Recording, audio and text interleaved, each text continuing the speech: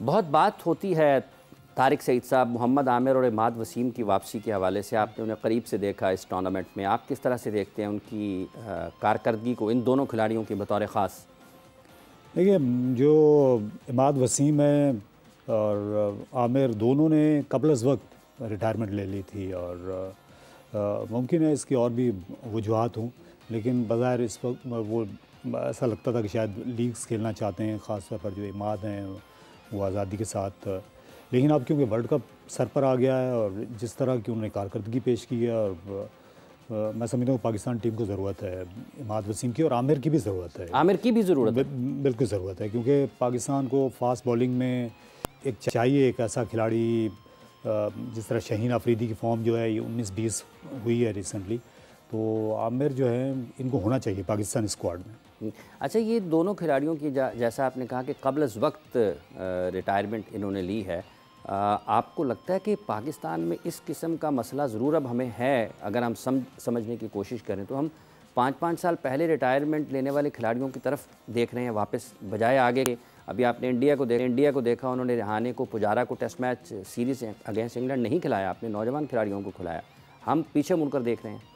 नहीं, देखिए, इंडिया का मामला मुख्तलिफ है, वहाँ बहुत ज़्यादा क्रिकेट हो रही है, बहुत बड़ा मुल्क है, इसलिए खिलाड़ी भी ज़्यादा उभर कर सामने आ रहे हैं। तो पाकिस्तान में भी बेपनाह शौक़ है, लेकिन जो कोविड के दिन थे वो काफ़ी बड़ा सेटबैक था पाकिस्तान क्रिकेट के लिए, क्योंकि सब कुछ एक तातुल आ गया था, और अब उसी वो जो तातुल है वो जो ही ख़त्म हुआ है, उसके बाद जो एक्टिविटीज़ हैं क्लब की सतह पर या इवन डोमेस्टिक क्रिकेट की सतह पर, वो अब वो पूरी तरह बहाल हो रही हैं। तो प्लेयर्स ज़रूर सामने आएंगे, लेकिन पाकिस्तान, हम इसलिए थोड़ा सा हमें मोहम्मद आमिर या इमाद की तरफ भी देखना पड़ रहा है कि हमारे जो कई बॉलर्स हैं वो अनफिट हो गए हैं। ठीक है, हसनैन पूरी तरह फिट नहीं थे, इस तरह जो एहसानुल्लाह थे उनसे बड़ी ही ज़्यादा उम्मीदें हो गई थी, वो अनफिट हो गए।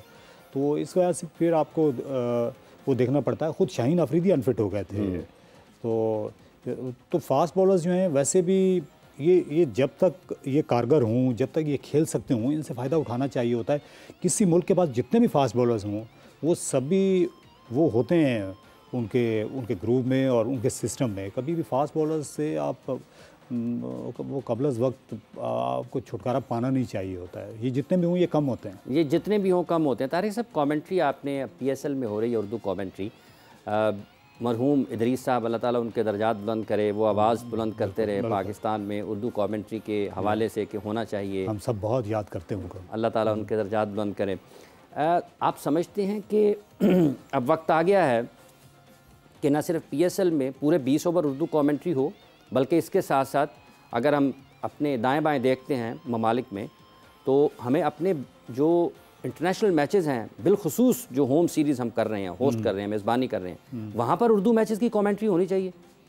हाँ, बिल्कुल होनी चाहिए, और इंटरनेशनल क्रिकेट में तो ये और ज़्यादा ज़रूरत हो जाती है, और क्योंकि लोग जो हैं उनका शौक़ ही अलग होता है जब इंटरनेशनल क्रिकेट देख रहे होते हैं। और ये पहले हुआ करती थी, 2005 तक ये सिलसिला था, लेकिन फिर वो जो एक तो श्रीलंकन टीम पे जब यहाँ पर अटैक हुआ, क्योंकि यहाँ हमारी जो होम सीरीज़ थी वो मुल्क से बाहर चली गई, और उससे पहले 9/11 की वजह से भी जो क्रिकेट थी वो उतनी रेगुलर हो नहीं रही थी।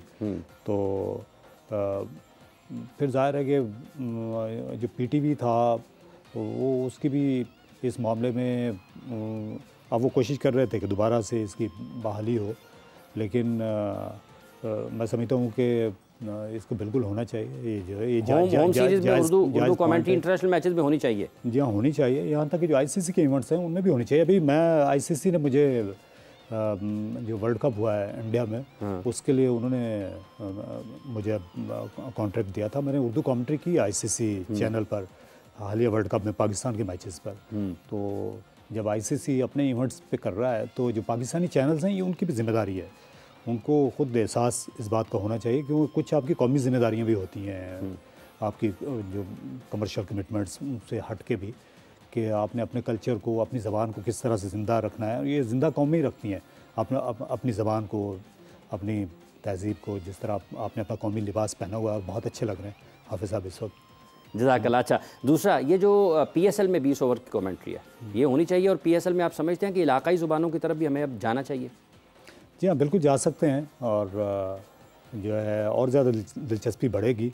और ये मेरा ख़्याल है कि ये उर्दू कमेंट्री का बहुत बड़ा किरदार था, जो पाकिस्तान में अब क्रिकेट जो है वो मुल्तान रीजन में हम जाते हैं PSL के दिनों में, तो वहाँ इतना ज़्यादा शौक़ है क्रिकेट का कि स्टेडियम में आपको तिल धरने की जगह नहीं मिलती। और ये दूर दराज जो इलाके थे उसमें क्रिकेट समझने की और क्रिकेट के पॉपुलर होने की बहुत बड़ी वजह थी उर्दू कमेंट्री और उर्दू के कमेंटेटर्स। इदरीस साहब मरहूम का भी आपने जिक्र किया, हसन जलील साहब थे, मुनीर हुसैन साहब मरहूम, जी हाँ, मरहूम थे। तो ज़ाहिर है लोग जो हैं, जब लोगों ने इस खेल को अपनी ज़बान में सुनना शुरू किया, तो पहले तो ये कराची, लाहौर, ये यहीं पर ही क्रिकेट होती थी, यहीं से ही बड़े बड़े खिलाड़ी शुरू होते थे। लेकिन फिर जब रेडियो के दिन आए, फिर जनरल ज़ियाउल हक के ज़माने में उर्दू कमेंट्री टीवी पे भी शुरू हुई, तो फिर आम जगहों पर लोगों ने, आम जो दूर दराज मुल्क के तूल अर्ज़ में फैली, फिर बिल्कुल, फिर आपके ख्याल में उर्दू कमेंट्री का बहुत बड़ा हिस्सा है उसमें? बहुत बड़ा किरदार है इसमें। टेलीविज़न, रेडियो का किरदार है, और उर्दू कमेंट्री का भी उतना ही किरदार है जितना हमारे क्रिकेटर्स की एफर्ट है। ठीक है तारिक साहब, अभी पाकिस्तान में जो पाकिस्तान के साबिक कप्तान हैं, खिलाड़ी हैं, वो इंग्लिश कमेंट्री कर रहे होते हैं, लेकिन साथ साथ उनको उर्दू कमेंट्री करने का भी मौका मिलता है। तो कौन है वो जो ज़्यादा अच्छे अंदाज में, जिसको फ़र्क नहीं पड़ता कि वो उसकी ज़ुबान बदली और वो उसी बहाव में कमेंट्री करते चले जाते हैं? नहीं, सभी अच्छा कर रहे हैं। रमीज़ राजा जो पाकिस्तान के फॉर्मर कैप्टन है, बहुत ही टॉप क्लास ब्रॉडकास्टर हैं, तो वो उर्दू में भी वो उतने ही फ्लुएंट होते हैं। इस तरह अभी हाल ही में वक़ार यूनुस, आमिर सुहेल, बाज़ीद खान थे, सिकंदर बख्त थे, हमारे बड़े टॉप के ब्रॉडकास्टर हैं, तो बहुत अच्छा लगा। और ये हमारे लोग थे, इनकी वजह से हिंदी कमेंट्री भी पॉपुलर हुई। जब वसीम अकरम या रमीज़ राजा गए थे मुल्क से बाहर, ठीक है, हाँ, कमेंट्री करने के लिए, तो अब अच्छा लगता है जब स्टार्स जो हैं वो इन्वॉल्व होते हैं आपके साथ, और वो फिर और भी ज़्यादा मज़ा आता है। कमेंटेटर की भी जज्बात होते हैं खिलाड़ियों के लिए? जी आप होते हैं, ये तो अगर मैं कहूँ कि नहीं होते तो बिल्कुल गलत होगा। और जो वेस्ट इंडीज़ के एक बड़े फेमस कमेंटेटर गुजरे हैं, टोनी कोजियर, मेरा ख्याल है कि जब वो विव रिचर्ड बैटिंग कर रहे होते थे या मैल्कम मार्शल बॉलिंग कर रहे होते थे, तो वो उनकी कमेंट्री जो है वो एक अलग ही एक लेवल पे पहुंच जाया करती थी। और उनका बड़ा हाथ था वेस्ट इंडीज़ में, और वेस्ट इंडियन खिलाड़ियों को इतना बड़ा हीरो बनाने में, वर्ल्ड वाइड उनका तारुफ कराने में। तो जो उनका टोनी कोजियर साहब का बड़ा किरदार है इस सिलसिले में। अभी हम थोड़ा सा झुक रहे हैं अपने पाकिस्तान के कौमी खेल की तरफ। राना मुजाहिद साहब, ओलंपियन, इस वक्त हमें टेलीफोन लाइन पर ज्वाइन किया। राना साहब, अस्सलाम वालेकुम। जी वालेकुम सलाम जी। राना साहब बताइएगा, ये कौमी खेल की फेडरेशन किस समत में आगे बढ़ रही है? खेल एक है, फेडरेशन दो हैं, ओहदे दो हैं, और ओहदेदारान 4 हैं। नहीं अब सर ऐसी कोई बात नहीं है। आप तो माशाल्लाह पुराने एक्सपीरियंस आदमी हैं, और ताहिर सईद साहब भी तो बैठे हैं माशाल्लाह, ये तारिक साहब ये भी बड़े पुराने सीजन आदमी हैं, आपको पता है सारी इसकी फॉर्मेशन क्या होती है। अब कोई अपने मुंह से कहना शुरू कर दे कि मैं ये हूँ वो हूँ, तो वो तो नहीं हो सकता ना। ये तो एक तरीकाकार है, जो तरीकाकार आपको IOC देता है, ओलंपिक एसोसिएशन देती है, आपको FIH देती है, फिर आपकी कम्युनिटी जो नीचे से एसोसिएशन बनती हैं वो देती है, डिपार्टमेंट शामिल होते हैं, तो उनकी मॉनिटरिंग के लिए कुछ अदारे हैं वो करते हैं। तो उस सबको शामिल जब किया जाता है तो उससे फिर एक फेडरेशन बनती है। तो मैं समझता हूँ कि कोई दो नहीं है, एक फेडरेशन है जिसकी सदारत कल जनाब इलेक्टेड जो तारिक मीर बुख्ती साहब हैं वो बने हैं। हमारे मीर तारिक बुख्ती साहब जो है कल से सदर मुंतखब हो गए हैं पूरे। पहले उनको प्राइम मिनिस्टर ने नॉमिनेट किया था, और नॉमिनेशन करने का भी एक तरीकाकार है। जब कोई सदर रिजाइन कर दे तो उसको उसकी वेकेंट पोजीशन जो खाली हो जाती है उसके लिए हमारी क्लास 15 है कॉन्स्टिट्यूशन की, आप कहें तो मैं आपको भेज भी सकता हूँ। उसमें वाज़ेह तौर पर लिखा हुआ है कि as a pattern chief prime minister जो है वो नॉमिनेट करते हैं जिसको भी उन्होंने प्रेसिडेंट बनाना होता है, फिर उसको कांग्रेस वेट करती है। तो कल कांग्रेस ने आउट ऑफ 93 में से 62 वोट जो है वो तारिक बुख्ती साहब को दिए हैं। तो मैं समझता हूँ कि बिल्कुल क्लियर का बात है, इसमें कोई दो राय नहीं है। अब जो लोग ऐसी बातें कर रहे हैं उनको पता है, वो भी पता है उनको कि जो आईओसी की चार्टर की खिलाफ वर्जी करता है उसकी पनिशमेंट क्या है। राणा साहब, ये आईओसी की चार्टर की खिलाफ वर्जी की पाकिस्तान में बड़ी तकलीफ दे तारीख है। अगर हम कुछ 10-15 बरस पीछे चले जाते हैं, यहाँ पे तो POA एक मतवाजी बन गई थी। आपको पता ही है जी, अवसर POA मतवाजी बनने के बाद फिर खत्म भी हुई, फिर खत्म उसी तरीके के साथ ही हुई जिस तरीके के साथ आईओसी का चार्टर था। तो मैं तो फिर आज आपको यही बात उसी पे लाना चाह रहा हूँ कि हमें उसको फॉलो करना है, बेशक खुशी से करें, बेशक दुख के साथ करें, करना उसी को फॉलो है। अच्छा, आप समझते हैं राणा साहब कि इस सारी सूरत हाल में पाकिस्तान का जो कौमी खेल है उसके लिए कुछ बेहतरी हो सकती है? क्योंकि आप हैं, आपके साथ आपके और भी दोस्त अहबाब हैं जो कि पाकिस्तान हॉकी से जिनका ताल्लुक़ है। अगर ये इसी अंदाज में दुनिया में पाकिस्तान का पैगाम जाएगा कि पाकिस्तान हॉकी फेडरेशन के एक ही मुल्क में 2 मुख्तलिफ शहरों में 2 मुख्तलिफ धड़े इंतखाबात करवा रहे हैं।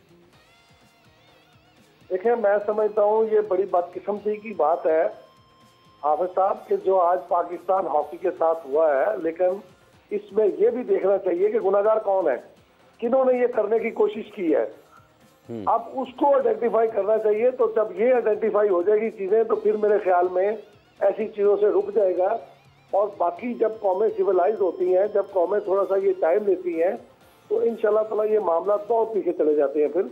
और ये जो हमारी फेडरेशन, जिसमें मैं समझता हूँ कि बिल्कुल पाकिस्तान हॉकी फेडरेशन है, वो मीर तारिक मुफ्ती साहब ने कल भी कहा है, कल भी जो उन्होंने पहला अपना इजलास से खिताब किया है उसमें उन्होंने सबको दावत दी है और हॉकी की बेहतरी का प्रोग्राम दिया है।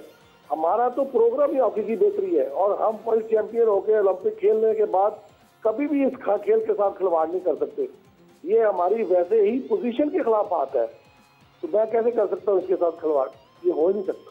अच्छा राना साहब, आखिरी सवाल है, ये ज़रा ज़रूर बताइएगा कि इस वक्त अगर सेक्रेटरी और सदर पाकिस्तान हॉकी फेडरेशन का कौन है, और कोई एक जो इससे हैदर हुसैन थे उनके ख़िलाफ़ एक अदम एतमाद की भी तहरीक आई थी, वो सारा क्या माजरा है? क्या उसका भी कोई असर है इस इंतखाबात के ऊपर? देखिए जी, वो भी एक हमारे हॉकी के खिलाड़ी हैं, मैं उनकी भी रिस्पेक्ट करता हूँ। मैं कहता हूँ जो वो मर्जी कह सकते हैं, उनकी मर्जी है वो कहें, लेकिन मैं आपको एक्चुअल फैक्ट बता देता हूँ कि हॉकी फेडरेशन के प्रेसिडेंट मीर तारिक हुसैन मुफ्ती साहब हैं। और वो क्यों है कि ब्रिगेडियर खालिद सजाद खोखर साहब ने रिजाइन किया, उनको प्राइम मिनिस्टर ने नॉमिनेट किया और कल हाउस ने उनको 62 वोट दिए, जिसमें 10 डिपार्टमेंट शामिल है, जिसमें Pakistan army, Pakistan air force, Pakistan navy, Pakistan custom, Pakistan national bank of Pakistan, Pakistan railway, मैं किसी को भूल भी रहा हूँ हो सकता है इसमें, लेकिन ये तमाम लोग, पोर्ट कासम की मौजूद था, पाकिस्तान वापसा मौजूद थी, तो पाकिस्तान ओलंपिक एसोसिएशन के नुमाइंदे मौजूद थे, पाकिस्तान स्पोर्ट्स बोर्ड के नुमाइंदे मौजूद थे। तो ये सारी कार्रवाई अमल में जब लाई जाती है तो इसका मतलब वो बंदा लीगल होता है। अब दूसरी तरफ चले जाते हैं अदम एतमाद की बात, तो अदम एतमाद जिसके खिलाफ हुआ है वही कही जा रहा है नाकाम हो गया, नाकाम हो गया। और भाई जिसके सामने हुआ उससे तो पूछे, वो प्रेसिडेंट पाकिस्तान हॉकी फेडरेशन थे ब्रिगेडियर खालिद सजाद खोखर, उनसे उन्होंने लिख दिया हुआ, वो तो पढ़े कि वो अदम एतमाद कामयाब हो गया था। मैंने उस वक्त रोका इसलिए कि मैंने उसको कहा कि तुम रिजाइन कर दो, फिर इसके बाद इसने रिजाइन कर दिया। वो उस वक्त जो चीफ इलेक्शन कमिश्नर था जिसने ये मीटिंग बुलाई हुई थी, उनसे तो पूछ ले। तो सिर्फ इसकी बात सुनते रहे हम, जो तोते की तरह रट लगी हुई है, ये नहीं रट चल सकती आफत साहब। ये सब फेक और जाली बातें हैं जिसको बहुत सख्ती के साथ कांग्रेस ने कंडेम भी किया है। अदालतों में तो नहीं जाएगी हॉकी, अदालतों में तो नहीं जाएगी राना साहब? नहीं नहीं नहीं नहीं नहीं, ये बहुत थोड़ी देर के लिए अदालतों में जाएगी, बस उसके बाद जल्दी खत्म हो जाएगी। हॉकी इंशाल्लाह आपको मैदानों में नजर आएगी आफत साहब, ये मैं आपसे वादा करता हूँ। वादा पक्का है जी? ये पक्का वादा, इंशाल्लाह ग्राउंडों में नजर आएगी और बेहतर रिजल्ट देने की कोशिश करेंगे और खिलाड़ियों का पूल बढ़ाने की कोशिश करेंगे, खिलाड़ियों की हौसला अफजाई की कोशिश करेंगे, खिलाड़ियों की फलाह। ये राणा साहब कौम सुन रही है, 25 करोड़ लोगों को आप बता रहे हैं कि हॉकी मैदानों में नजर आएगी। इंशाल्लाह ताला मेरा वादा है जी आफत साहब, इंशाल्लाह ताला आपको मेरा पता है, और जो बात हम करते हैं इंशाल्लाह उसमें पूरा उतरेंगे और अल्लाह के फजल करम से पूरा उतरेंगे। ठीक है, बहुत बहुत शुक्रिया आपका जनाब राना मुजाहिद साहब, आपने अपना ख्यालात पाकिस्तान के लोगों तक पहुँचाए जो आज भी ये जानना चाहते हैं कि पाकिस्तान के कौमी खेल का मुस्तकबिल क्या है। यहाँ पर हम कौमी ज़ुबान की कॉमेंट्री की बात कर रहे हैं और उसका जो हाल किया है कौम के रहनुमाओं ने वो सब के सामने है, और कौमी खेल का हाल भी किसी और ने नहीं किया, इसके रहनुमाओं ने किया। यहाँ पर वक्त हुआ एक वक्फे का, वक्फे के बाद आएंगे पाकिस्तान हॉकी के हवाले से और जो हमारी क्रिकेट कॉमेंट्री है उर्दू की, उसके हवाले से मज़ीद बात करेंगे।